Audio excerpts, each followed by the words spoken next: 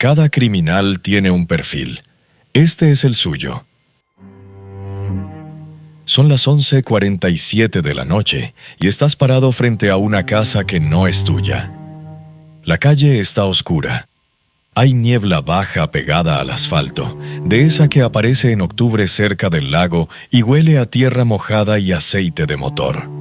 Las luces del vecindario están apagadas, todas menos una, en el segundo piso de la casa del frente, donde alguien dejó prendida una lámpara antes de dormir. Escuchas pasos detrás de ti. Te giras. Es una mujer joven, quizás 22 años, mochila al hombro, bufanda color vino alrededor del cuello. Viene caminando rápido desde la esquina, con la cabeza baja, con esa postura que tienen las personas cuando cruzan una calle sola de noche y saben que alguien las está mirando. Te ve. Se detiene. Hay un segundo, exactamente un segundo, en que sus ojos procesan la información. Un hombre, solo, parado afuera de una casa donde 3 días antes ocurrió una tragedia. Un segundo en que el instinto le dice algo que la razón todavía no acepta. Lo que ella no sabía era que él ya había dejado un patrón detrás. Lo que él no sabía era que ella estaba investigando cada uno de esos casos. Y lo que ninguno de los dos sabía era que esa calle, esa noche, esa bufanda color vino, iban a cambiar el perfil de un hombre que todavía no entendía quién quería ser. Demasiado tarde. El nombre de la víctima era Emily Carter. Tenía 22 años, vivía en Cleveland, Ohio, y estudiaba criminología en la Universidad Estatal. Era el tipo de estudiante que llenaba cuadernos completos con estadísticas que nadie le había pedido, que revisaba archivos públicos del Departamento de Policía como si fueran tareas pendientes, que dormía poco y pensaba demasiado. Su cuarto era una mezcla de libros subrayados, impresiones de reportes forenses y recortes de periódico pegados en la pared con cinta adhesiva azul. Era brillante, y esa brillantez la hacía vulnerable de una forma que nadie supo ver a tiempo. Esa noche, el 22 de noviembre, Emily asistió a una conferencia pública en el centro de la ciudad. Un agente retirado del FBI, especialista en perfiles criminales, presentaba la edición de aniversario de un libro sobre asesinos seriales. Emily tomó notas, se acercó al final, le preguntó al agente si alguien en el buró investigaba el reciente aumento de homicidios en Cleveland, una cifra que casi nadie parecía haber notado.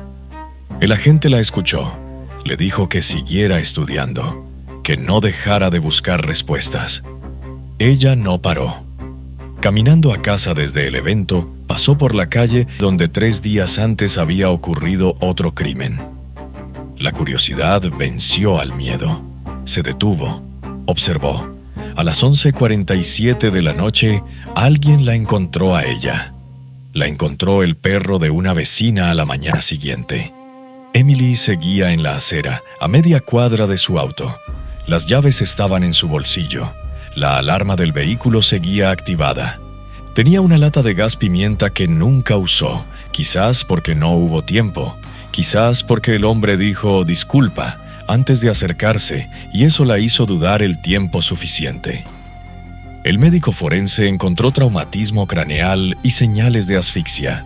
La habían inmovilizado con su propia bufanda. Había algo que la escena todavía no decía. Emily no era una víctima al azar, era parte de una serie, y el hombre responsable estaba en medio de un proceso que los psicólogos conocen, pero que muchos investigadores tardan semanas en identificar. El proceso de construir una identidad criminal. Hay algo que muy poca gente sabe sobre los agresores seriales en formación. No empiezan con un estilo propio. Copian. Lo hacen de manera sistemática, casi académica, pasando de un modelo a otro como un estudiante de arte que copia a los maestros antes de encontrar su propia voz. En los años 90, el psicólogo forense Robert Hare documentó que los individuos con rasgos psicopáticos severos tienen una capacidad particular para la imitación instrumental. no imitan por empatía, sino para aprender qué produce el resultado que buscan. Y en este caso, el resultado era específico. No era el crimen en sí, era la sensación de control que el crimen producía. Y estaba probando métodos. La primera víctima fue atacada en un parque, replicando el estilo de un antiguo caso local. La segunda murió en circunstancias que recordaban a crímenes históricos ampliamente documentados. La tercera y cuarta víctima fueron encontradas dentro de un automóvil en un estacionamiento. La quinta había sido inmovilizada utilizando materiales diferentes, como si el responsable todavía estuviera experimentando. Torpe. Esa palabra importa. Las ataduras improvisadas, los métodos inconsistentes, los errores evidentes, sin método fijo, sin firma clara. Un agresor que todavía no sabía quién era. Para entender por qué alguien construye una identidad criminal copiando a múltiples depredadores, tienes que entender qué había detrás de él. El hombre que terminó vinculado al caso se llamaba Ethan Mercer. Tenía 23 años cuando fue arrestado. Delgado, pálido, con esa apariencia de quien pasó demasiado tiempo aislado del resto del mundo.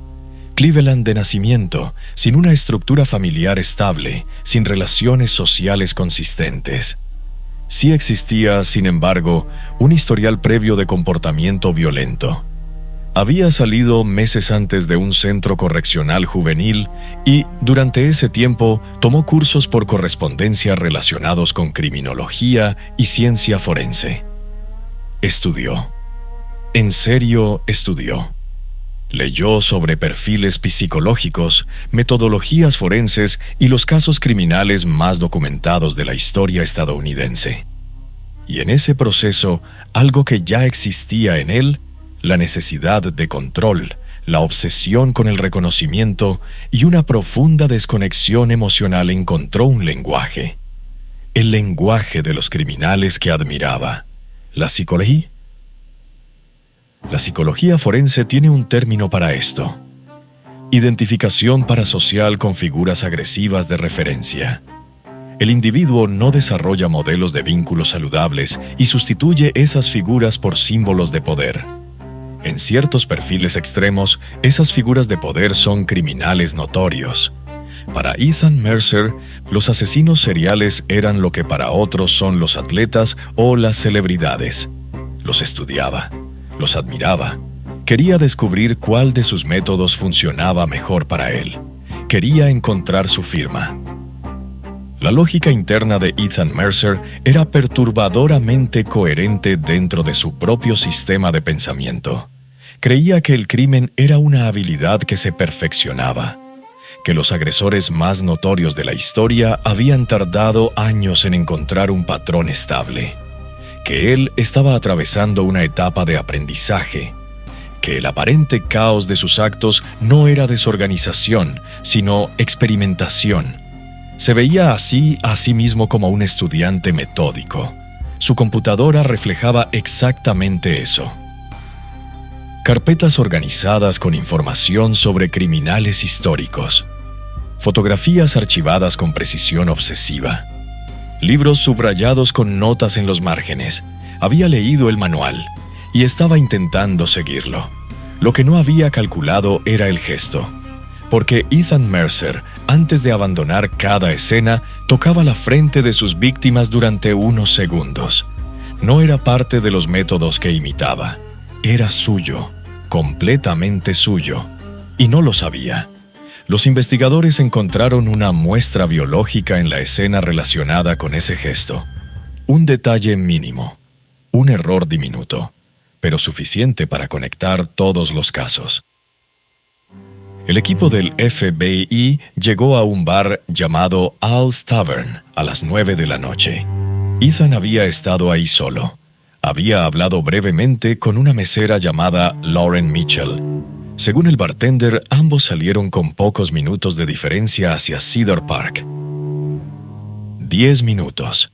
En el parque, los agentes lo encontraron sujetando a Lauren desde atrás. A simple vista podía parecer un abrazo. No lo era. Lauren gritó que era su novio, que lo soltaran, que estaban equivocados, no estaban equivocados. Ethan Mercer no opuso resistencia.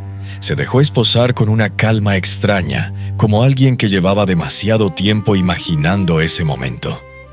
Horas después, durante el interrogatorio, preguntó si podía hablar con el agente cuyos libros había leído en prisión. No pidió abogado primero, pidió al agente. Dijo que tenía preguntas. Y cuando el investigador le explicó que ya habían entendido el patrón, que habían rastreado sus movimientos, analizado su computadora y conectado el gesto de la frente con la evidencia encontrada, Ethan no reaccionó con enojo. Reaccionó con curiosidad. Preguntó cómo lo habían descubierto.